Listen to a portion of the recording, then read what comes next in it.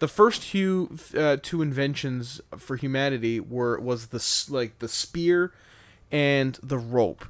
And the spear was the first one because it was very easy. And it was all about And then the guy violence. invented the rope, hung himself with it, and then we lost the rope. Yeah. The first guy who does rope, who invents rope, dies from autoerotic asphyxiation.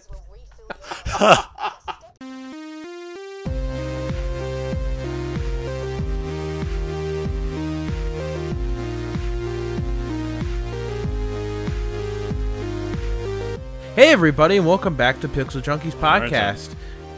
We're playing Borderlands, the pre-sequel, because that's the most pertinent thing in the news right now, Adam, isn't it? Also, it's fun, and I just wanted to play it again. Borderlands 3 confirmed. Yeah. They have talked about their current Gearbox Australia is currently working on. I believe it's Australia. Is it? Currently working on Borderlands 3. So we'll be very excited for that. Technically, Gears of War 4. And by Gears, I mean, of course, Borderlands. I don't know why I keep calling it Gears. Yeah, you hated that. I did. It was not that good of a game. You didn't like that very much. No, I didn't. No, that was kind of a poo-poo of a game. It was pretty darn poo-poo. Like that, you can tell when you're going like ultra sarcastic or ultra condescending, because you do that kind of like closed mouth voice. Only got my mouth open like 30% of the way, but I'm still talking the regular voice. Yeah, but that's how I was taught to be like. Hi, children. So when you want to be sarcastic, why is that like having a spasm there in the floor? Well, he's very scared because Roll him on he his can't side. use a gun. He'll swallow his tongue. So Adam, what happened this week? Did anything happen this week? Yes, lots of stuff happened. Not really though. My druid in D&D went up to. Oh, that's cool. That's cool. Second level, which is pretty good. Sweet. So she can use. Is that like 5 XP or? It's actually 300, Oh. and it's really good because first level characters literally can do nothing. So that's like one quest. Yeah. Basically. It was actually the beginning of part of the quest. We cleared out. We killed 12 goblins. They were like, "All right, you're level 2 now." Okay, that's good. I'm not complaining because level 1 sucks. But I guess that's how some DMs like dish out XP. Because some, like you do it like when the quest is when the session is over. It's like you got this much XP for doing that. Well, but some are like you opened the thing that you shouldn't have been able to, 20 XP or whatever. Well, the person who's DMing isn't like I make up my own campaign. She's going off of a published module. Oh, okay. And in the module, they don't, even though D&D is built around the concept of experience points. All the modules like, yeah, you can give out experience points, or when the players reach certain milestones, they automatically level up. So like in this, it was if the players kill all of the goblins. Then they end up going to level. They go to level 2 if they kill all the goblins in this village. If they leave one goblin, they don't get to. They don't get to level up. Because it's like you're just under the level. Yeah. Well, no, it's not even that, because killing 12 goblins does not equal 8 players leveling up to level 2. Yeah, but so I thought in like D&D though, like XP pooled, does it not? No, I split like XP. if I get 10 XP. Everyone else gets 10 XP? Nope. Oh. Because I don't like games like that. Like, not like tabletop games, but like in video games when they're very co-op based, like a game like this, for example. If somebody does something and they get rewarded for it, I don't like that. Like, it should reward the party, not the person. If the party... Because then everything becomes competition to, like, I want to do that thing first so I get to level up, you know? Well, I don't make the characters want to do that, but if the character goes out and does, like, a really cool story thing, or, like, does something stupid, and, like, let's say a character runs into a bar and picks a fight with the people in the bar and, like, kills some of them. I'm like, alright, you get 50 experience points because you came out alive. That stuff makes sense, but when it's, like, there's 10 enemies, and one guy kills half of them.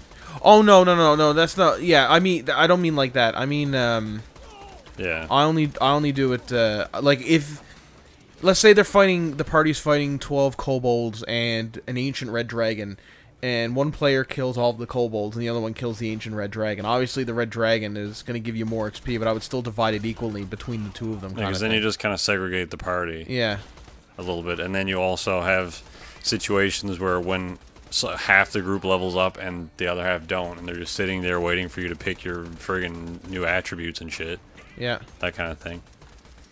That kind of irritates. But on that sort of same vein, though, the Elite Dangerous, we mentioned it in one of the Crisis videos last week. We should have our own mini. By the way, just speaking of Elite Dangerous, we should have our own mini little news graphic for Elite Dangerous news. We're invested at this point, so it's like, speaking of Elite Dangerous, they'll be like, doobity-doobity-doo, bop-bop-bop-boobity-bop-a-dee-bop. Have our own little sting for it. Yeah, and then like a little graphic comes up, shows like spaceships, like. Like I don't know where I'm getting shot from. It's not just strictly Elite Dangerous, though. It's their tabletop RPG. Oh, okay. Their tabletop RPG got funded in a couple days, and now they're moving on to all their stretch goals, which were cool. So, like, the stretch goals included like a blind, and then new a shield. You mean. Shield or whatever you call those things. A blind. Some guy called. I was like, "Are you ready to play the Elite Dangerous tabletop game?" Yeah, and some dude like tags to the floor and like, Dude, you just walk in and there's like a camouflage thing in the corner of your like dining room. Like, not that one, you idiot.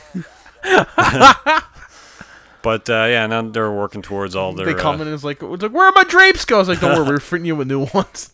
They got spaceships on them. It'll be cool. But I'm more looking forward to the stretch goals because they're all sort of supplementary. Money.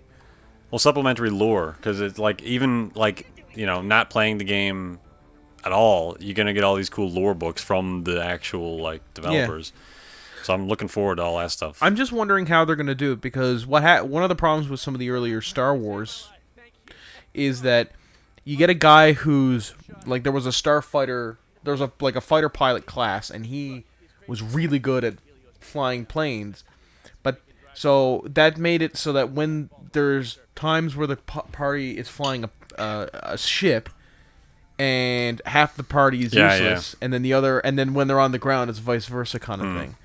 Yeah, I haven't really seen, because they haven't really released a whole lot of info on character building and stuff yet. They've just kind of released pre-built or pre-rolled characters, and then like a play test sort of campaign. So I don't really know how that stuff's going to work, but it seems... Is there a lot of like cyber augmentation and stuff like that? Not massively, I don't think. Well, then how? I don't understand how your character is going to be like super differentiated from everybody else. If you know what I mean? Well, yeah, but yeah. I guess it's not. It really depends on, like, you know, what your character is. If they're just some space pleb, they're probably not going to be very good at much. But if they're like space pleb, if they're like an INRA pilot or an I'm Alioth, Fergus from the space pleb clan. The space plebs. It'd be better if I didn't fob that line. But if you're coming from like a military background, Alioth background, INRA, whatever, Dark Wheel, maybe, I don't know if you want to delve into that sort of. You're just picking words at random here. Well, right? They're all different, like super. Defense post. Steak sandwich. They're the the rebels and the Rebel Alliance and like the Empire of Elite. I don't know where I got. So like they're they're the super covert, like Black Ops dudes of Elite. So, okay. Is it like you have Alioth is the Alliance intelligence, and the old INRA pilots, and the Dark Wheel is like the main one. Those were like, they were into like some cool crazy ass shit, looking for, portals to other galaxies and whatnot. Like that's all that stuff. Ooh. Yeah, I can see being a really cool. Like I would have it be less of a combat focused game. Yeah, you totally could. You totally could. I'd have it be more like. Yeah, stop shooting our ships, man. I'd have it be more like Call of Cthulhu, where it's more like about the. Jeez, I don't even know. Like Dark Voids. Well, it's less combat focused, more about like just like the exploration. Yeah. Thinking about stuff. It's less. It's not about fighting at all, really. If you've gotten into combat, you've done something very wrong. Yeah. I feel like it really depends on how you wanted to play the campaign. It really could go either way. Like you could do a very combat ship heavy campaign, or I was thinking, like, if I wrote a campaign, it would probably be, like, none of the players have ships. Like the campaign that they give you is like, you know, here's your weapons, here's your ships, and then go do stuff. Yeah. But it's like, I'd kind of almost want to play it so that the people are starting from literally, like, scratch. They have nothing. Or, like, they have next to nothing. They can't afford a spaceship, because spaceships in Elite are, like... billions of credits, isn't it? Well, they're expensive, but they're for, like, they're hyper exclusive. It's only, like, you know, a very, very, very, very small percentage of the population that can just commercially own a spaceship. Most of them get, like, ferried to and from, or can't afford it because they're poor as shit. Yeah. So, like, I'd almost want to do a campaign where it takes place either on, you know, being ferried to and from locations, or on one location and doing missions to earn enough credits to then buy a ship and go and explore stuff, you know? So, like, start off totally on, that. like this, like, gangster world, and we got to do it, like, we do enough shady shit, because we're trying to get out of this world, but to do that, we got to, like, make connections and enemies and that sort of thing. And yeah, well, the sort of the premise for the... I'm not sure if I could really use it, because there are inconsistencies, and I really don't want to delve too far into the Elite canon, because if you dive too far into it, it gets a bit murky, and then it's kind of like, is it here or there? But one of the sort of ideas that I had was maybe a group of people would start on, like, a cargo ship or a transport ship going to or from a place, which kind of then allows the players to, you know, pick whoever they want, because they're all just sort of meeting on this transport ship. Yeah. And then that transport ship would get attacked by federal or imperial troops, and then get sort of overrun by them because they're looking for a specific individual who is also being sought after by one of the ship engineers who was working on, at the time, a ship called the Antares, which is actually in the lore, and which kind of then pioneered the current hyperdrive technology in the game. And then the whole story would lead into, like, there was the Prism System Wars, or the Battle of Cheon, as it's called in the lore, which was basically the Empire was looking for a specific kind of fuel to sort of fund the new hyperdrive technology, and you would then work for this engineer to try and help finish the hyperdrive technology. I think that'd be kind of a cool story to get into, but it's like it's so you could really pick any point and then just, you know, it's how far do you want to go into it, really? Yeah. Like there is a lot of it. It's not super easy to find all of the Elite lore, but there's a dickload of it. Are there, like, there's, like, conventional weapons and stuff like that in Elite, like handguns and stuff? Yeah. If I was gonna play Elite, I would want to be like a kind of I would play. I have this idea. I've always had this idea in my head for, like, this, going against type, like, this super, like, I'd be like the muscle of the ship, so I'd be like the one that they would hire. There are mechs as well. There's mech stuff. Like robots, or do you mean like mech suits? Like fucking District 9 mech at the end, like you get in it. Okay. Or cool. like the Moose and whatever, Chappie or whatever, that kind of shit. I forgot it was called the Moose. What a stupid name from. He likes like we call it the reindeer. Super badass.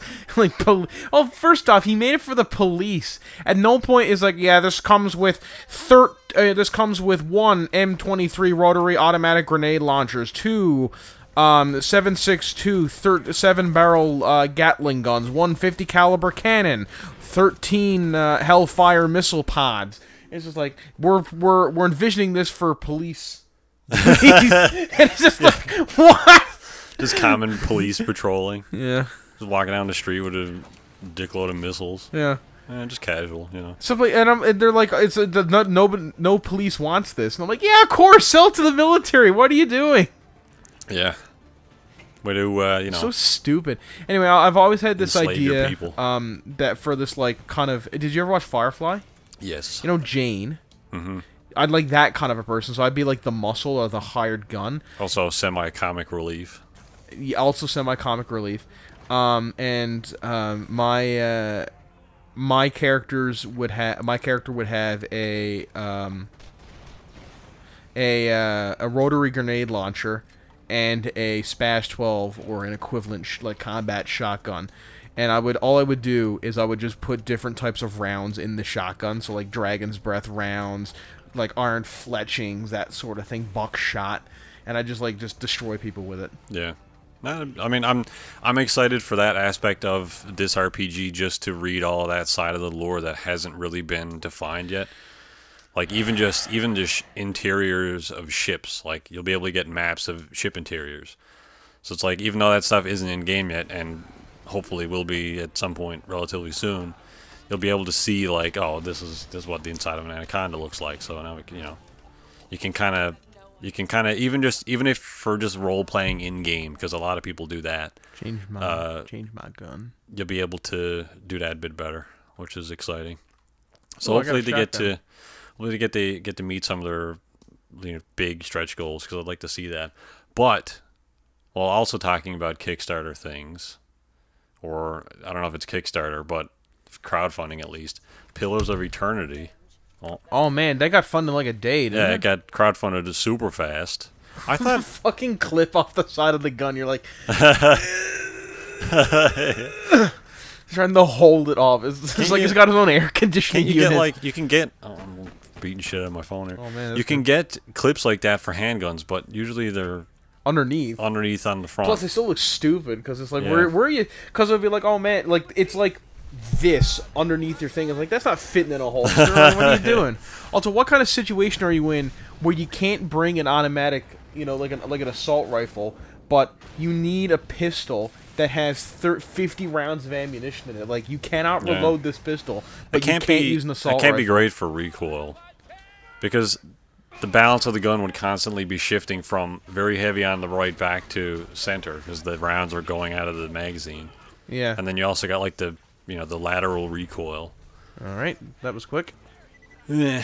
But yeah, it got crowdfunded pretty quickly. I think it was on something. It was called like, I don't know, I want to say Pun or something like that. It wasn't Kickstarter. It was some other weird crowdfunding thing. I thought Pillars of Eternity was like an older game. No, well, it came out in 2003. Okay, so yeah, it is fairly old then. Yeah. Okay. So they were just like, hey, let's make another one then. Yeah. So who made the first one? Is it the same people making it was Obsidian, I believe. Okay, all right. So same guys then. Yeah. All right. Well, see, that's good. It's like, Obsidian is a great company, great developer. They should just like it. This is a good point in the internet where we can have developers do this sort of thing, and it'd be good. I love Kickstarter, if I'm honest. Like, I think it's a really good idea when it works. And yeah. But when it fails, Kickstarter is not like with AAA gaming. Like, if Assassin's Creed fails, it's not going to bring down AAA gaming. But if big profile Kickstarters fail, it's like, well, I'm not giving my money to Kickstarter because they all fail. Yeah, but when they do work, you get amazing games. Well, because the company says we want to make this. Yeah. And then the fans go, we want that. Yes, here's, take our money. Yeah. But most of the time, I think in the game industry, it's like, it's every time it comes up with a thing. Yeah, that's fine. Yeah, I don't care. Yeah, come on. I forgot about Badass Rank. But when you get games like Call of Duty, like the company says we want to make this game, and then the publisher says, well, people don't want that. Make this. And then the idea gets changed to something that... I just want to point out, this is a shotgun. That's the scope on it. Why? At no point do I want to... Just aim at that wall again and shoot. See how many shells actually...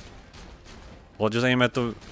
Yeah, okay. Why would you have such a freaking massive long-range scope on a gun that has like a 4-foot spread from 10 feet away? I don't know. Whatever.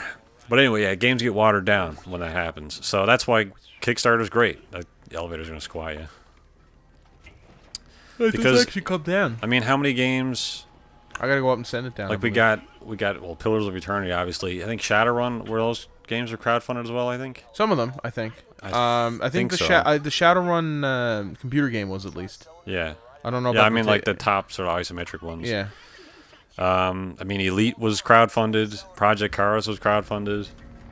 Star Citizen's crowdfunded, but we may never get that game. Why not? Well, just because they're taking fucking years and years to make the damn To be fair, it is probably the biggest in terms of ambition for Kickstarter. It's pretty yeah. Yooka-Laylee got. I mean, one of my favorite games of all time, Undertale, was kickstarted. Yooka-Laylee looks really good. So does Bloodstone. That looks amazing. There's a couple others that Bloodstone. Yeah. You mean the James Bond game? No, is it called Bloodstone? The guy who made the original Castlevania game, or the original Castlevania games, then Castlevania Symphony of the Night. Konami wants nothing to do with Castlevania because they're Konami and they don't know business. Where am I gonna go? Does Konami still exist? Yep. They're making. Well, I mean, who's gonna make the pachinko machines that everybody wants? I don't know. I mean, I thought they were just doing like cell phone games and shit now. Well, I mean, they're making. I don't know. I don't know what Konami is doing, to be honest. Watch Jimquisition because he's got a better idea about it than I do. But anyway, the guy who made Symphony of the Night is making basically another Symphony of the Night because people want that, and yet AAA developers are not giving it to us. What style of game is that? So we played it. Remember, it's like a side-scrolling. Okay, yeah. It's a Metroidvania game. It's that half of the. Yeah, I just wasn't sure it was. Is it 3D or like, or is it still like that 2D sort of side-scrolling? Yeah, it's 2D. So it's. Or is it like 2.5D? No, it's 2D. I mean, it looks really good, but it is 2D side-scroller. Not a platformer though, but it does look really good. Come on with this. I like that's a colloquialism, like 2.5D. Yeah. It's like, how can you have half of a dimension? I mean, Nintendo found a way, because a lot of the Mario games are 2.5D now, aren't they? Well, Odyssey won't be. No, but that's. But I mean, the Wii U never got a proper. Oh, jeez, man, Adam, keeping you up. Sorry, the 2D, the Wii U never really got a proper Mario game. It got like new Super Mario Bros. But nobody owned one, so that's fine. Yeah, it's fine. It's fine. Yeah. What else we got on that? Well, I just want to say that I like Kickstarter, and I hope it still succeeds. So I'm glad to see like other companies are doing, and like just crowdfunding in general. Yeah. I think is good because like it seems like AAA developer, like you go up to a AAA developer and like, hey, yeah, I wanna. You know what would be cool if there was a Total War style game, but it was Star Wars. Or Star Trek or whatever, to pick a franchise. Yeah. And they're like, that doesn't sound like something that would make money. We're not going to make that. And then I was like, all right, I'll make it myself. So he crowdfunds it, and everybody's like, yeah, that sounds like a really cool game. You know? That must happen a lot. I think Tyranny was another one as well. Was that crowdfunded? I'm pretty sure Tyranny was. But like that happened with Elite. They went to like 4 or 5 different publishers, and everyone said no. And then I'm really glad they did their own thing because now they have complete control over what it becomes. Yeah, it's the same way like Star Citizen now. Like I think Frontier should be lauded for their handling of Elite. Like same with Rockstar. Rockstar, like say what you will about Grand Theft Auto, but Rockstar is certainly putting a lot. It's clear that where a lot of other AAA games care only about money, Rockstar cares about games because they've put out so much content for GTA 5 Online. For free, it seems every month. Is it every month? Basically? It's sometimes it could be even once a week, but usually their big packs are once every month or two. And they're not the biggest. They're not the biggest content packs ever, but some of them are huge. Like it definitely it rejuvenates the community a little bit for sure. It seems like every 4 or 5 months or so, they okay. There goes the frame rate. Because it's a video. Yeah.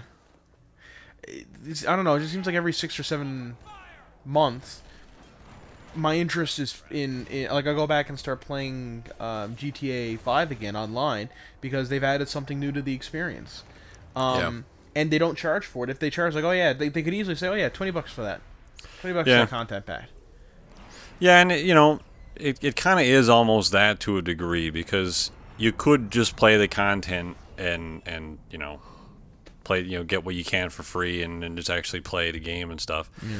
But even if you do put $20 or $30 into it, which you can because a lot of the content they add is just easier to get if you pay real money for it. Like that is obviously a thing. Oh yeah, totally. Don't worry about it. Which you could argue it's stupid that you need to like spend $60 on a car for GTA, you know, if you don't have the money for it, whatever, like that kit car they added or whatever. Yeah. Which you know, it is stupid, but at the same time, you know, you don't need to spend money on it, and it's still free content at the end of the day. And you don't even need that car to have Yeah. fun in that game. You Yeah, know? it's you know, it's kind of hard to argue against it. I really don't like the whole freemium structure to it. I kind of wish it was just something that I could use for free. But if it helps, you know, fund the next GTA game or whatever else Rockstar does next, I'm perfectly fine with it because, Yeah. you know, even just the single player element of whatever happens next, like Red Dead or something, is fine. And even you know, again, companies like Frontier, like, they were not a company that would self-publish in the past. Like, that's why they went to somebody for Elite. But now that they've had Elite in production for a couple of years, what? I was sticking out my thumb. I wanted to interject, but I was like doing this to the camera. I just want to say, I don't know if you played Borderlands, Telltale Borderlands game. I haven't finished it, but I played like 3 or 4 episodes of it. Okay, so you got up to Most of episode. it. Okay, yeah. So Jenny Athena confirmed, because I don't know if you played through as Athena, but like Jenny was hardcore flirting with Athena the whole way through. So and it's really nice to see that they did something with that relationship. So, Yeah. so if in the next one, I honestly hope Athena is either an NPC. It'd be better if she was an NPC or a Might player be. She's character. been in all the games, has she not? She wasn't in her. I think only her voice was in 2. Oh, okay. I don't think she was actually like. Yeah, I can't remember. It's been showcased in 2. years. But she, I hope that they show more about that romance, because I thought it was like a really interesting. You know, you never think of Borderlands as having these great character moments, but if you like get invested in the characters and that sort of thing, you're like, oh yeah, that's neato. Yep. Oh, that's a bit. Oh dear. But yeah, I was just gonna say that, like, you know, a company like Frontier crowdfunding a game like Elite, even though you may not be interested in Elite, allowed them to go ahead and self-publish Planet Coaster, which is like massively popular. My oxygen isn't going down, is it? Because I'm playing crap. Call him crap. Yes. Claptrap. You're a robot. That's good. Yep. Kind of a cheat. A little bit. He's kind of underpowered though. Is he? Well, his special ability isn't the same every time, I don't think. No. So it's kind of hard. You can't really rely on it. To be fair, that is kind of fitting with Claptrap, where he's just like, Yeah. he's super annoying. But, you know, Planet Coaster is a fucking awesome game. Oh, and yeah. self-published. We just like, watched a video where some guy made the trench run into Yeah. a coaster. Like, that looks like something that Disney would make, you know what I mean? yeah, yeah. Like, it's very video gamey, but also believable at the same time. So that's a fantastic game. So, like, the more companies can, you know, succeed off just self-publishing stuff and crowdfunding stuff, you know, the better, as far as I can say. At least for the product or whatever it is they're making. Yeah. Yeah. Project Cars was one of the first ones that I bought into, and Outlast. I think they were going to do Outlast 2.0, but then that never went through because I guess nobody knew what the hell Outlast was, or it wasn't. No, it was Outcast, not Outlast. Even I don't know what it is. Outcast. Yeah, it was a super old '90s game that used. It was like one of the first games that used voxel procedural generation. So its game world was like fucking massive, and it was also deformable. So, like, really? when you walked in the snow, it would leave, like, footprints and stuff. Oh. And this was, like, 97 this came out or something Wow. like that. So, it didn't look fantastic, but it still was amazing for the time period. And it was pretty fun game. It still is kind of fun. So the company, I think some of the original devs were going to go back and essentially, you know, make everything super high res and retexture everything, remesh everything, and make it look awesome. And they never got the funding to do it, which sucked because it would have been a fucking awesome game had they gotten the chance to. But instead, they just went back and basically up-resed the original game. So they just made the original game like compatible with new hardware. Yeah. And it's a fun game. Like, I really would like to play through it. I mean, apparently, if Rory's to be believed, and he's usually very knowledgeable about these sorts of things, apparently it was Elder Scrolls 2 was procedurally generated, so I think the game map was about the size of, like, actually the size of England. That was Redguard, was that one? No, that was in Breton, or it was Daggerfall. Daggerfall, yeah. I think. Because when Arena, which I think Arena just took place in one town, wasn't it? You were just... Yeah, I don't really know very much about the first one. And then Daggerfall took place in Daggerfall, obviously. And then there was Morrowind, and then there was Redguard Oblivion. Yeah, And then there was Daggerfall was the Skyrim, second and then one. the next one is I've heard a lot of people say it's going to take place in elsewhere or in the Black Swamps. I honestly think it's going to take place in the Somerset Isles. I mean, I don't know. I'd like to see Black Marsh myself. Be I mean, cool. we mention it pretty much every time it comes up. What's the next one going to be? But I think they should take place in Europe. I really think that would add to the lore of the world. they pretty much do, Adam. They pretty much do. But yeah, I think it was Daggerfall had a map effectively the size of the British Isles. It was pretty massive. Yeah. But you know, it also had nothing in it. So Yeah, that's true. But I mean, at the time, that must have been really impressive. How do I get this door open? Come on. Come on with this. Come on. Come on. Elder Scrolls, I see map size. But yeah, like, you know, procedural generation's all fine and stuff, but I do like worlds like Skyrim. Oh, that are shoot the Oh, lock. yeah, here we go. Maybe we should pay attention. Well, Good thing it has a scope. Surpassed by Arena, Shoot. featuring a game world of 161,000 square kilometers. Jesus. When did this come out? This was That's got to be the biggest game world ever, right? no, I don't think so. To be fair, I would say that Elite has bigger worlds. Okay. All right. You know, and you know, a lot of them you could say, you know, a lot of them in Elite are just barren wastelands, Yeah. but they are bigger. But I mean, to be fair, like at that time, there couldn't have been anything of substance. So you must have been walking for miles and miles. And oh miles yeah, it and must not have finding been anything. fucking garbage. Just because like everyone's like, oh, it's so big. I'm like, yeah, but just because it's so big, like Newfoundland's so big, but if you walk, you know, for 10 days in the middle of nowhere, you're not gonna find anything. You're gonna, you know, you're gonna be an asshole about it. Yeah, and this is like even proceeding. Oh no! I assume proceeding fast. Oh yeah, you eat shit there. Proceeding fast travel. What is up? Just tell me the fucking goddamn release date for this friggin' game. 1996. End of August, 96. Oh, well, I'm back here now. Would have been, yeah, see, there were a lot of games that, like, I wish I knew about when I was a kid. That, like, I mean, I played a lot of games growing up. Was it made by Bethesda? Yeah. Interesting. But, like, I mean, where the hell was Daggerfall when I was growing up? Man, Morrowind must have been, yeah, I know, right? Morrowind must have been, like a huge departure from the series. Like, all right, man, if they were able to make a game that was 67,000 square kilometers, or whatever, 161,000. Yeah, it's like, can you imagine what the next one is going to be? How big? It's going to be like the size of a planet. And he was like, and then it's super tiny, yeah, but also considered the best one of the franchise. Yeah, I would like them to remake it with modern graphics because I tried to go back and modern like controls and stuff because they're like, oh, it's way better, and I'm like, but you don't know where you're going on the map. Like, it's like they're like, okay, like I need you to go find my wife, and there's no quest marker. Right? It's a great game, but it's not aged well because two reasons, and you could, as far as I'm concerned, there's a lot of these guys here. Yeah, there are. As far as I'm concerned, you could keep the graphics the same way and the interface and all that stuff. That doesn't really bother me as much.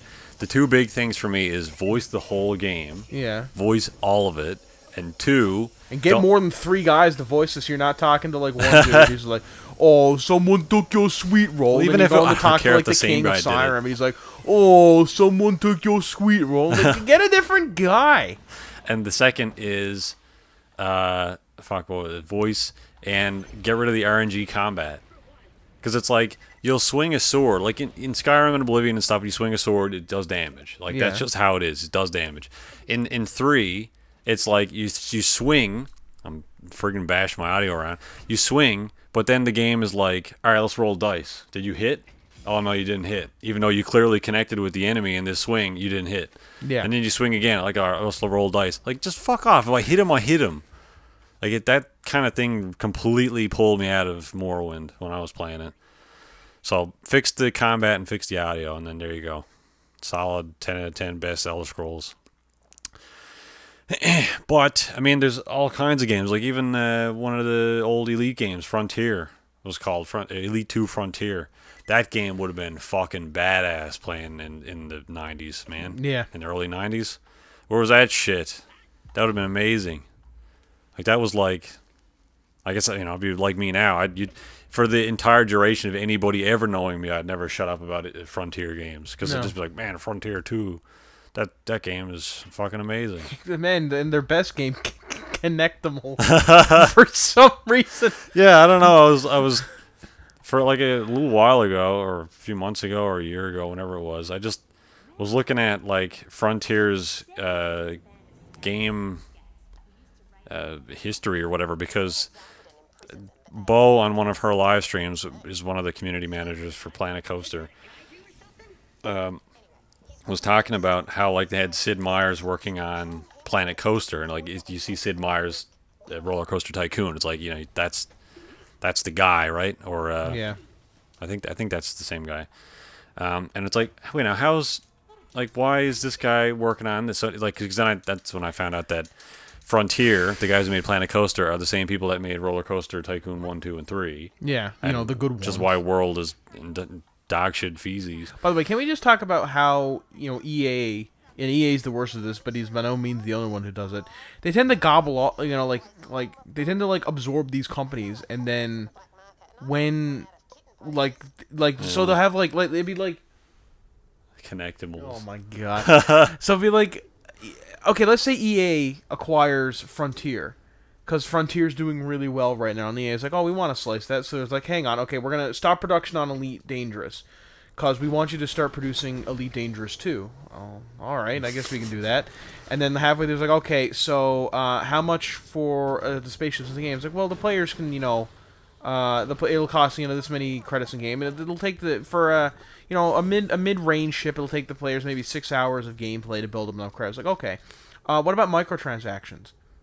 No, let's not do that. Well, hear me out now. Put in microtransactions, or we're throwing you out as CEO of your company, and you'll be out of work, and we're gonna blacklist you in the industry. Well, okay? to be fair, the game does have microtransactions. Yeah, I know. But you know what I mean, though. They, like, that's the kind of stuff they do. Yeah. And then after 3 years, like, they'll be like, okay, are ready for the next Elite? And it's like, we're expecting a lot of money for this. And it's like a microtransaction mess, glitches. See, this is where I want games to be, is right now, though, is not that garbage. Like, but that's what gaming is. That's what AAA gaming is. Right now, they just closed down Maxim, or I don't know if it, last year was they closed down Maxim Studios? Well, because Sims 4 sucked. Yeah, but it's because EA fucking put their money fucking money grubbing paws on it. Yeah. Instead of doing that, I don't even know if I'm going the right direction. Make one game and have it be lucrative for 10 years. That's what I thought Destiny was doing. They said, like, this is a 10-year game. I'm like, cool. You're going to support a game for 10 years. You're going to add new content. By the time 10 years is up, this is going to be a fucking beastie-ass game. Like, if you went back and started playing World of Warcraft now... Yeah. Holy shit, that's a lot. Exactly. That's a perfect example. It's like, they're just supporting this game, you know, continuously. And I guess that they do that with a lot of MMOs and that type of thing. And obviously, WoW's sort of spearheaded that. But that's kind of what I thought it was going to be. Because, you know, I don't want... When you make a new game, you're kind of resetting the existing thing. Like Mass Effect 1, Mass Effect 2, it's like, all right, it's a new story and everything. They might be the same characters, whatever. But you kind of always hit a hard reset at the beginning of a sequel. You know, it's like, we're kind of give you all the powers you had at the last one. You'll be too powerful. It's like, all right, well, I got to fucking do everything again. But if you keep supporting a game, make a 10-year plan out of it, like Elite or WoW or... Even Hitman. Hitman's not a 10-year project, but now they did Season 1, and when Season 2 comes out, it's all going to be added to the original but Hitman okay, now hang on now. Executable. I don't do it like Hitman, though, because because Hitman came out, and it was supposed to be all, like, an entire game, one game, for $60, but then Square's like, holy shit, we can't actually charge that much money, for this game because there's not enough game to it, because it's fairly short from what I've been hearing. The new Hitman game. It's not super long, but I mean, you could run through all the Hitman games pretty quickly. I guess, but then they're like, let's split it up and charge money for each and every fucking encounter. At least when Elite Dangerous does it, you know, if you buy, you know, okay, so you bought Elite originally. Now, when the next pack comes out, correct me if I'm wrong, you own that still. If you buy Or you get a the content, discount. well, yeah, each season is its own kind of game basically. So it's not you don't when you buy the game you don't own everything, and that's all fine and dandy. But I can't expect a game developer to support a game for 10 years off one $60 purchase. Yeah. Like Yeah, but it's not feasible. I don't mind buying. Like I've bought all the friggin' F1 games. That's $60 or $70 a year. Yeah, but when Elite Dangerous came out, fucking Torque. I hate Torque because it's like, pow! And then the bolts come out. Yeah. But Hitman, when I got it, was only $20, and that was all of it.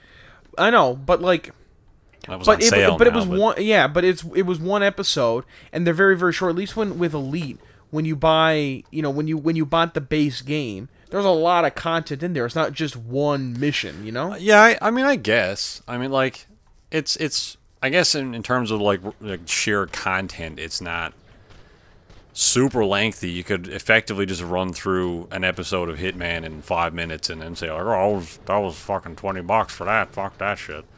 But for me, I've been playing through Hitman, and each episode, I'm only on episode 3, and I have like 60 hours in it because I've been going. What the fuck are you doing? Well, I'm going back and Long, I'll do jacking off sessions halfway through each well, I fucking play the playthrough. episode. I go play the episode, and then I'll do like I'll pay attention to the story, pay attention to like the characters, and then sort of you do what you do in a Hitman game. You kind of experiment first, Just lava learn trash the air cycles, learn the period, like how the AI interact in that level. Then go do the level the way you want to do it, and then after you've done the story method, you go back and do all the challenges like Silent Assassin, or only wear a suit. You can't change outfits. So then, like, a lot of the challenges, there's probably like 30 or 40 challenges per episode.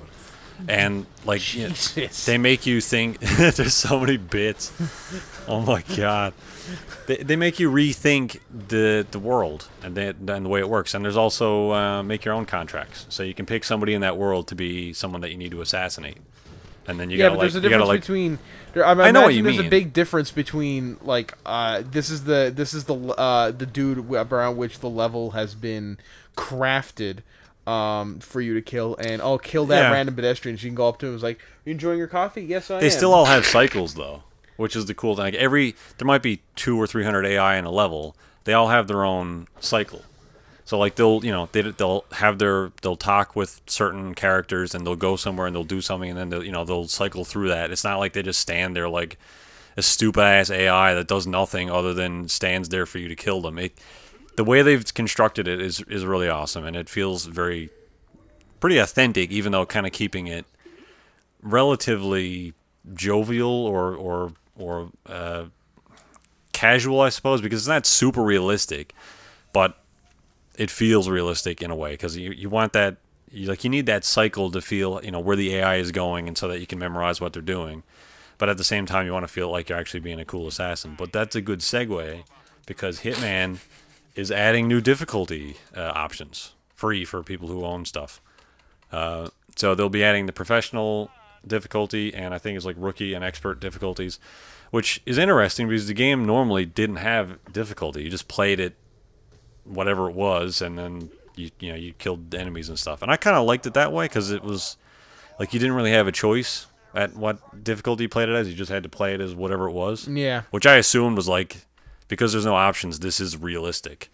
But I guess some people have said that like the AI are too dumb, and they kind of are in some situations. Like you can just blatantly open doors making a super loud noise and nobody notices. So that's a little weird. So they'll be adding professional, like all the other Hitman games have had in the past, and that effectively means in story missions where you can save infinitely, you can only save once now, which is how they've worked in the past. I don't know if that save is awarded to you at a certain point, or you can just save whenever you want, because in some of the past games you had to get to like effectively a checkpoint before you could save. Yes. But that's interesting. I'm looking forward to that stuff. Hopefully they don't really change up the achievements too much, because I don't really want to go back and play through all those episodes I already have done. But I like the idea of, I've always wanted to see this, you All playing a Hitman game and you just have to kill everyone in the level without getting caught. yeah, I mean that'd be cool. I mean you could almost do that really. I kind of started. Actually, I didn't. Oh, okay. I didn't do that, but I killed everyone on one of the levels. That was fun. Oh, yeah? Yeah. Like, just kill everyone. Jesus, he fucking jumped far. Kill everyone in one of the levels without dying, obviously. Like, don't save, but just kill everyone without dying. And I killed a lot of people. I think it was like 117 people. Wow. And I dragged as many as I could into a bathroom. Yeah. So there was like 40 people just piled up in the bathroom. It was great. And I was just like, they're just standing in the corner of the bathroom, and then the door would whip open, and the dude would run in, and then boom, and then throw him on the pile. Yeah. That was fun. I forget what game. I think, was it Funhouse was playing a game? Somebody was playing a game.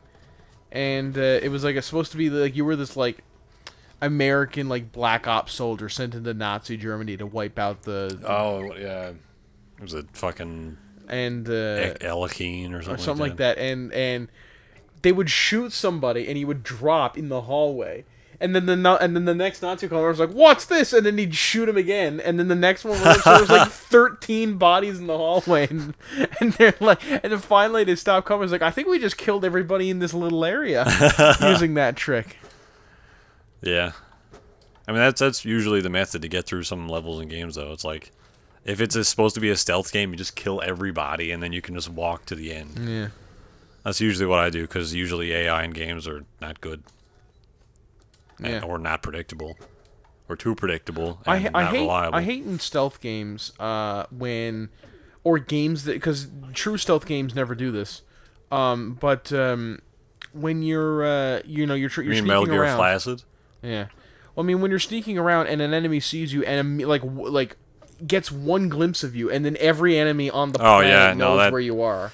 That absolutely irritates the shit out of me. I forget what game I was playing recently that did that. It was like Uncharted or something like that. Maybe well, I mean, Crysis does that, or the Crysis series. I mean, you're supposed to be able to stealth, but as soon as any enemy sees you, you're fucked. You just clear combat. Also, I'm gonna die. Forget what game that was. It was something recent, I think. But yeah, it did the same thing, where it's like one enemy gets notified, and then you choke them out as they're like, "Oh, he's there," and you choke them out. And like, obviously, there's no way you could have told anybody. He saw you for 1 second before he died. But then everybody, like the dude 10 miles away, knows where you are. Yeah. Like, fuck this. There he is. God damn. Just hear like from way back in the jungle. There he is.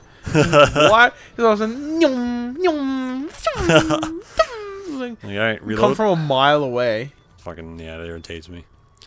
But Adam, one of my favorite games that I didn't know about for a long time was put on GOG recently. Oh yeah, and that was the SWAT series, SWAT 4. I have SWAT not 4. played any of the other SWATs, but I have played SWAT 3. I played it back in probably my junior high days. Yeah, this would have been like early mid 2000s. I really like SWAT 4. It's still a great game. It has not aged well in terms of graphics. It still plays really well, though. Oh, yeah. But it's not a game I would recommend to a lot of people, if I'm honest. I guess. And I feel like shooters, absolutely. It's fucking awesome.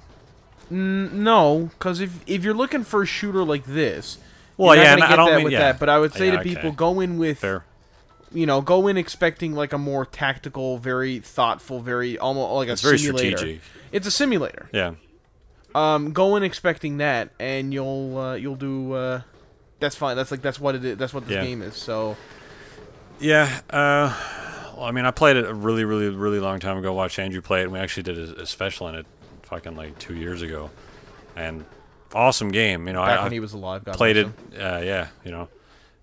Played it a lot since then, but there were no. It was one of the things we may have even mentioned it on the podcast in months past. That this was a game that I really love, but is it's really not compatible with newer tech. Like if you just get the disc, it will not play. It will not. It doesn't particularly run well on newer OSs. And there were no, up until now, no digital formats of the game. Like, you can't download it on Steam, you couldn't get it on GOG or anything like that. You had to have a physical copy of the game in order to get it to run. And a lot of those copies, when I was looking for them, were in, like, hundreds of dollars. So it's like, I want to play SWAT 4, I can't do this legally. Yeah, Andrew has a copy as well. And that's what we used to do that video. But it pissed me off for a long time. It's like, I want to play this game, and I would love to give the guys who made it money or somebody related to that company, but I can't. There's Is that company still around? They still make games? Well, actually, believe it or not, they make Connectables. Technically, they're not, because the company that made it is the company that made BioShock, and I can't remember the. Ken Levine and his crew. Fucking Christ! What is the name of that company? Not 2K. No. Because 2K like produced it. Massive brain fart. BioShock was made by. Good God. Why can't we remember this? I don't know. Sorry, everybody tearing your hair out. Oh, Rational. That's the name of the company. Rational Games. So was it? Yeah. Rational. What? That was the name of the company. I just did not think it was Rational that made that game. Yeah. So they made SWAT 4, and then about a year and a half later made BioShock. Really? Yeah. It's like, that's a really weird departure for them to go from. When did SWAT 4 come out? 2003, 4 ish, I think. Let's just see, SWAT 4. But it's a fantastic game. I like, even now, just go back and play through it every now and then. It came out in 2005, actually. Yeah, so that makes a bit more sense. Because BioShock Infinite came out in 2013. Sorry, not Infinite. BioShock 1 came out in 2007. Yeah. When did Rational make System Shock? I think it might have been the same group. I don't think they were called Irrational at the time. Yeah, because I know Ken Levine worked on it, or at least he worked on 2. Which that's a very old game, and so I'm currently playing through a little bit of it. You know, he worked on System Shock 2, and there's a dickload more here, but I'm not gonna go through them. He also worked on SWAT 4, so he was part of that company at that same time period. Let's see. It's weird how certain companies that you think of make really, like Creative Assembly made Alien Isolation. That's so weird. Like they're like massively known for their like kind of RTS strategy. Yeah, because they made the Total War games. Yeah, and they're like, oh yeah, and also Aliens, Colonial Marines. Yeah. Okay. Yeah. Oh yeah. Also, Alien Isolation. It's like that was I don't know how you get companies like that, because I'm just not paying attention to this. Oh, it is. Whatever, it's fine. Alien Isolation is a fucking fantastic game. It's probably my favorite horror game, if I'm honest. Yeah, just for the pure atmosphere, and it kind of breathed new life into that fucking franchise.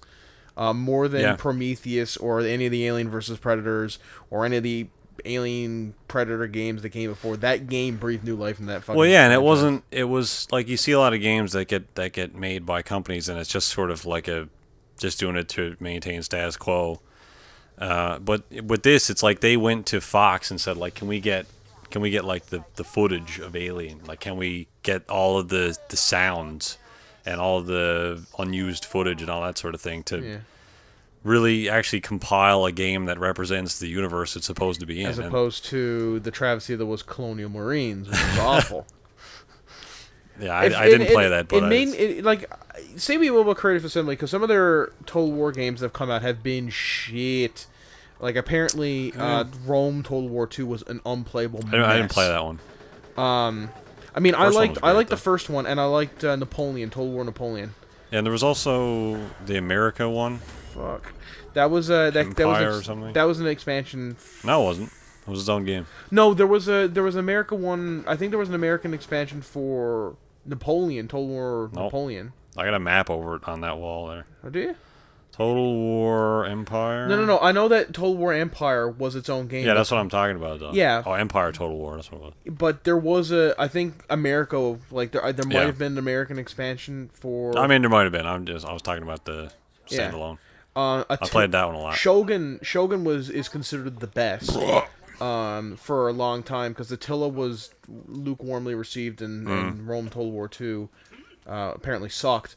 But this is going to be a nightmare, because he's really hard to beat. Is this BioShock himself? Oh, yeah. He's a big daddy. But, Rome, with the new one, which I really want to play, Total War Warhammer, I really want to play that. Why didn't they call it Total Warhammer? Oh, I remembered his boss. Fuck this guy. Jesus. Yeah, because I can never see where he is. Yeah. And he's over there now. Mm-hmm. Yeah. But I'm really hopeful. I'm super glad that somebody has finally procured the digital rights to SWAT 4 and then decided to put it on the DRM-free good old games. Yeah. Which is awesome. I hope it comes to Steam at some point as well, now that there's a digital version of it available. Man, but it'd be good if there was a... Bad guy, come on! Yes! Oh, man, that was dick hair. Gotta get out of here. God damn it! Alright, well, you're fucked now. But there's only 13 bucks on GOG, so if you want to do that, not bad. No! Oh, close. Adam got his shit pushed in. I hate this boss. Yeah, he's not great. So hard. Not great. All the other bosses were manageable except for another one. I don't know. Do you remember the gunship at the end of this game? Like Colonel Zarpedon, because that's a name.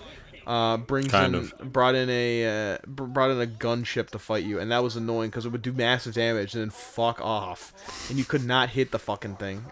I can't really remember. It's fucking electrical attacks. I remember being, like that guy that you met at the beginning, like that alien guy with no name. I remember fighting him being a bitch. Yeah. That's all I really remember.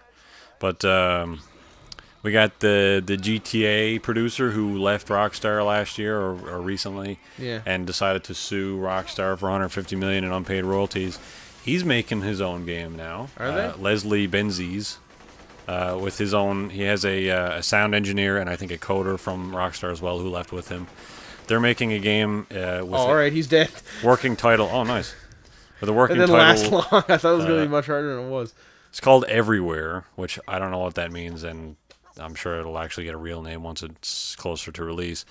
But it's using the Amazon Lumberyard game engine, which Amazon Lumberyard. a very powerful free game engine. I know. It's just like I can't. It's a weird name. Well, one, there's that. I don't know of any other game that uses that engine. Like I can't think. I think Star Citizen is using it now as well. Is it? I think so. Interesting. I heard that's something very like interesting that. to me. Let me confirm that it's not bullshit. Because I assumed that Star Citizen was going to be, like either Unreal or Unity, like everything else. Well, it was using CryEngine.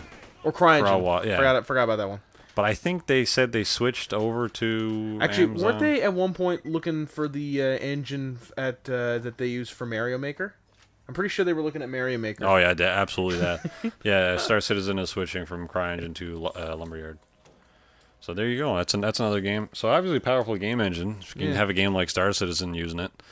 But Leslie Benzies has said that the game it'll be radically different than GTA, but will retain that sort of freedom to, as he put it, play a narrative in the game, but also create your own narrative and have that be impactful.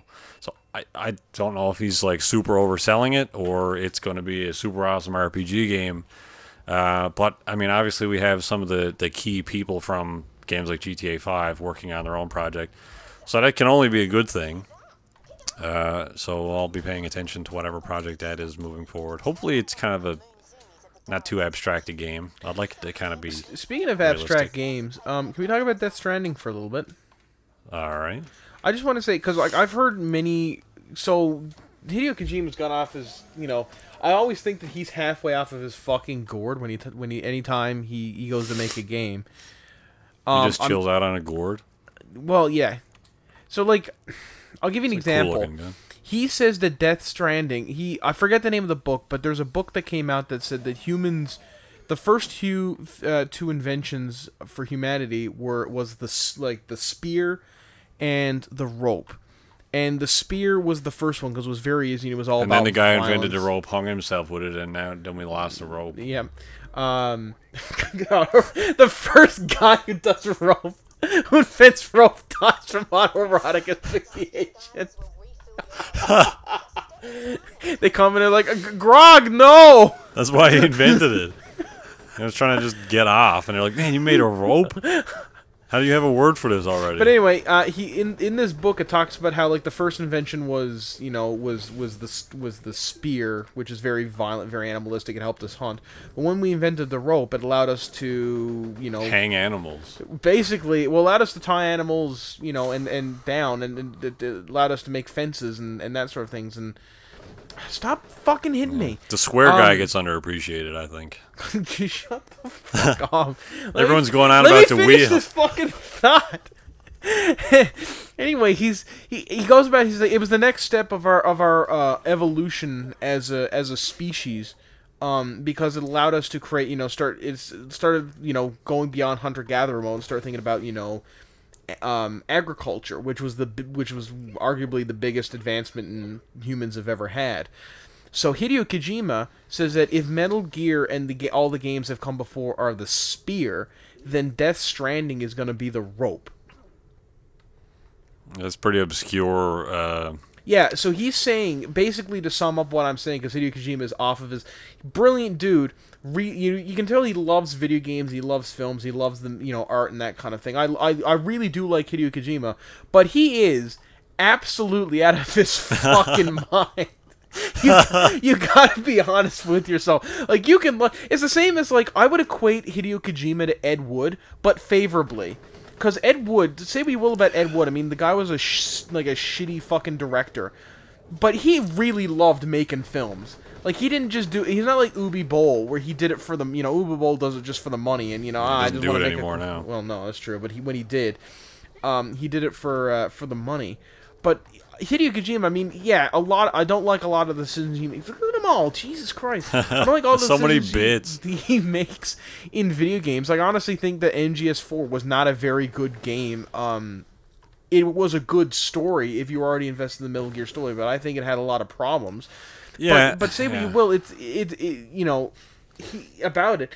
There were some things in that game that were just so bizarre. Like, and all of his games are so fucking bizarre. You can't draw that comparison. To some people it might be correct, but when you're talking about how, like, the spear and the rope are, like, massive inventions for humanity, that's not objective. Those are necessary inventions to human survival. Yeah. Like, if you're saying that this game, which is probably just going to be an interactive film, effectively, because that's what it looks like, that's objective. Some people might like games like that. Some people might like the Telltale sort of formula, where it's almost interactive story with some sort of interlaced gameplay elements. Yeah. Some people might like shooters like this, or, space games, or, I don't fucking know, creative games like Planet Coaster, that type of thing. You can't say to somebody who likes Planet Coaster that Death Stranding is the rope. Yeah. That's like, what do you mean? I don't want this. I will say he did make reference to games like Uncharted 4 and Grand Theft Auto, and then he said my game will be like that, and if you like those games, you'll like Death Stranding, but it's also going to be advance the nature of gameplay. So this completely abstract, off the wall, takes place sort of in your dream fucking skeletons with octopus tanks and Norman Reedus and Norman Fetus is like Uncharted and GTA, both very cemented in reality video games. In terms of gameplay, I think he means it's going to be a third-person cover-based, not cover-based, but it's going to be a third-person shooter. Yeah, well, I mean, it's going to have to be super fucking fluid for it to compare to any of those two games. Anyway, I mean, GTA maybe not so much, but there's this guy I watch online. I think his name is it Super Bunny Hop? I'm pretty sure it's it. That sounds right. Do you want to take over for a second? Because I want to get this guy's name right. Here, take over for a quick second. I believe that. Oh, Jesus Christ. I think that's his name. He did a really good job at... I don't want that song to play because I was listening to, for some reason, I Don't Want to Wait by Paula Cole before the podcast. But he did a really good analysis of the Death Stranding trailers. He has a lot of really interesting stuff to say about... no, it's not Super Bunny Hop. He did look at MGS. Check out Super Bunny Hop's analysis of the Metal Gear Solid franchise. And that's loud. Let me turn that off. But this guy, he went into super big, super big. Jesus Christ, I can't talk. Super Big Hop. Yeah. He went into super detailed analysis of the Ragnarok, which is a stupid name for channel, but he went into this, like, he analyzed the shit out of those trailers, did a really good job. You're gonna die here. Give me that back. Why can't I jump up on that? Well, you're not supposed to go that way. Oh. Clearly. You're gonna die, Adam. Nah, it'll be fine. We're awful at this. I am actually awful. I can't remember where I'm going. Plus, I'm not really paying attention. Yeah, whatever. It's fine. He goes into a lot of detail about analyzing those two trailers, and he's able to glean a lot of detail out of those trailers, but those trailers are some of the most abstract video game trailers I've ever seen. Like that second one. First off, you've seen both of them, have you? For Death Stranding, yeah. You know the second one with the old guy at the beginning? Did you know that was Guillermo del Toro? I assumed so, yeah. I did not realize that until he pointed it out. I'm like, oh, it's just some fat old guy. I was like, I saw it. I was like, is that supposed to be Guillermo del Toro, or is that just some random guy who looks kind of like Guillermo del Toro? But with Hideo Kojima, I assumed, considering the relationship, that it was him. I like the idea of him and Guillermo del Toro and Hideo Kojima are friends, because I could see that friendship, you know? Yeah. But that whole trailer is really weird. Like, really There's also like that people really that say weird. the trailers sync up, but they don't at all. No.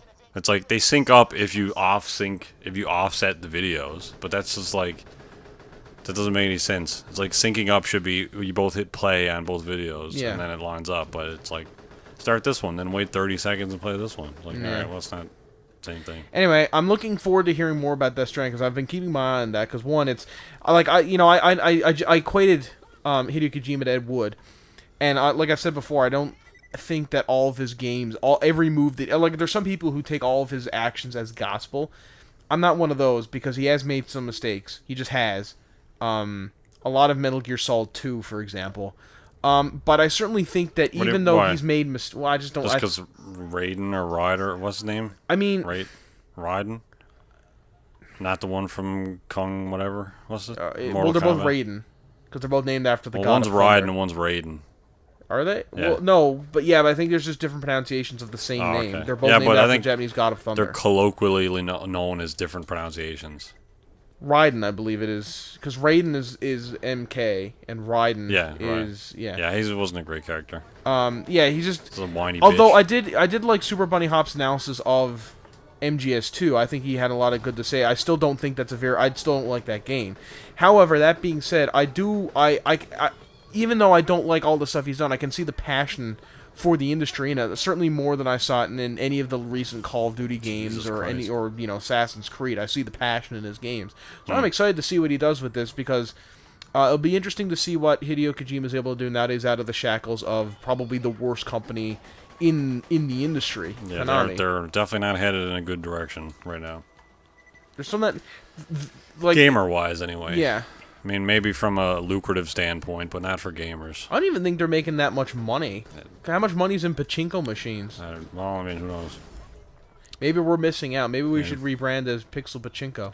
Yeah, well, you can see the rest of this podcast by inserting a quarter into whatever sort of money device that you have. It goes into disk drive, actually. Just slap it in there, and if you hear, like...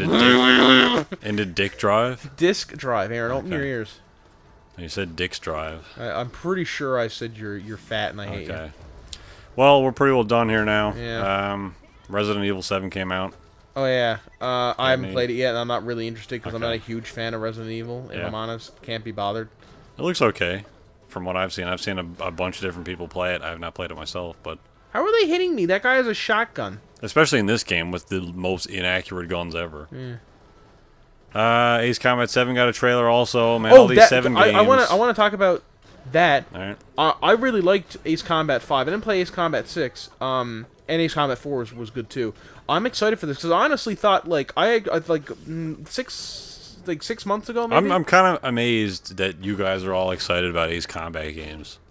Well, I remember liking them as a kid. Yeah, I know, but it's just weird that, like, it's weird that this sort of genre, like flying combat plane games appeals to so many people for some reason. But here's the thing. This is why I'm excited for it. I honestly thought that Ace Combat 6 was going to be the last one because of the way that the industry's headed. I'm like, yeah, they're like, I actually thought this 6 months ago. I was like, we're never going to see another fighter pilot game because that's was that just Assault Horizons? Was that one? Yeah. Like that's Yeah. the last fighter Something pilot like that. game, because they'll never make another I one because guess. that's just not what the industry's had. So when this game was announced, I'm like, holy shit, they're actually Yeah. making this kind of a game, That had a lot of cool games. Those stories are always really super fucking weird, and because they're very like, it's very Japanese. yeah, it absolutely is. It's almost like if Metal Gear Solid had like a plane yeah. branch or something. Because I mean, Spin-off. you can even tell in this game, because it's as soon as the trailer begins, you can tell it's Japanese. Because like the dude, hang on, let me pause here to do this. The dude in the trailer, like he's flipping up he's flipping down his visor. So and like if it was American, he'd be just like, it's like, all right, ready to go. And this, he's just like, And it's very like MGS. He's just like, it does the zoom in. Yeah, it looks like Snake was getting into playing at one point. yeah. As well. Yeah. So I mean, I don't know. The story's weird as dicks, but the gameplay looks pretty fucking cool. Yeah. I've always enjoyed Ace Combat. They're very kind of mindless flying games. They're absolutely not simulators, but that's kind of not what you buy them for. No. I had a lot of fun with. Even the PSP one was great. I had a lot of fun with that Didn't one. play that one. I finished it. And I think honestly that might have been the only PSP game I actually finished. Oh wow. So that was cool. I imagine it wasn't very long. 5-10 hours maybe might have been. I had some kind of hard missions, so it was hard to judge. And I only played it when we were gone camping. So Gone camping. gone camping. But that had, There's just a dickload of cool, guys there. cool ass games. Taking planes and blowing shit up with them. Fun stuff. That's what I like about Elite and that kind of thing. Yeah. And make more. Hopefully, Andrew mentioned said it'd Hopefully be we'll cool. be able to use your Yeah, because this joysticks and one's stuff. coming to PC as well. I don't think Yeah. any other Ace Combat games have come to PC before. So hopefully it has proper joystick and HOTAS support. Because I'd be able to use my kick-ass X52 Pro with it then. And that will be awesome. Yep. Which I think are really cool stuff. Like I really like those two. I have no use for them, so they don't. I wouldn't have them. But for Elite they're cool. So because it's the same. It's based off the ones in the ships in Elite, isn't it? Basically. I mean, the ones in Elite are modeled after that joystick. Oh, not the yeah, other way yeah. around. But yeah, basically, yeah. But I mean, after putting 1,500 hours in the game, I'm like, I should probably buy a good joystick for this. That's why I always thought it was weird about Star Trek. Just very briefly, like I always thought it's more natural to fly a plane like a spacecraft with the joystick. And I know at one point Riker has the joy. I think it was in Insurrection, Star Trek Insurrection. He takes out the joystick and flies. So how were they flying it before? They was like, okay, we need ahead 1, 2, 3, and he's like, yep, and then like ship goes ahead like 2, 3.